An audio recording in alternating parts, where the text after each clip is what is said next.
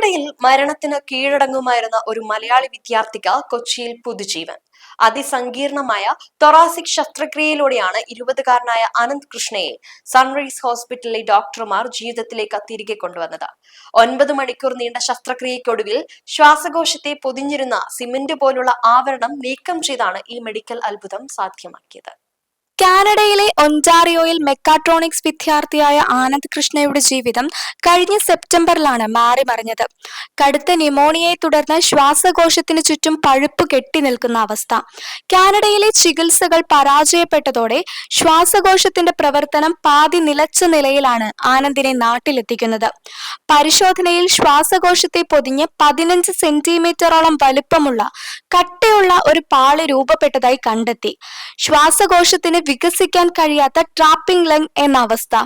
Sunrise ഹോസ്പിറ്റലിലെ doctor Nasar യൂസഫിന്റെ നേതൃത്വത്തിൽ 9 മണിക്കൂർ നീണ്ട ശസ്ത്രക്രിയ. What he had was pus in the chest cavity, and that had become organized like cement. And once it's cemented, you know how difficult it is to break cement and proceed. And his whole diaphragm, that's a muscle between the chest and the abdomen, which contributes 80% of the breathing, that was non-functional. His heart was pushed to one side. The left side had contracted, shrunk.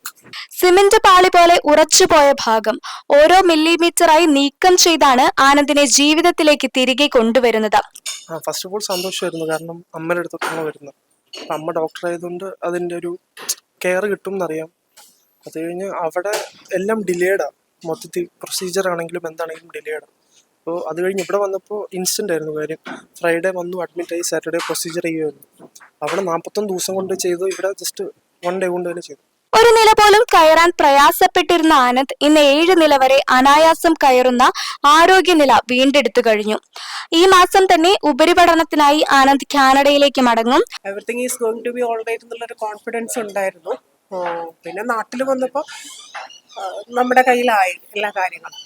അങ്ങനെ ഇതെല്ലാം manage ചെയ്ത് പോയി. അതൊരു tough time ആയിരുന്നു. Now relaxed ആണ്.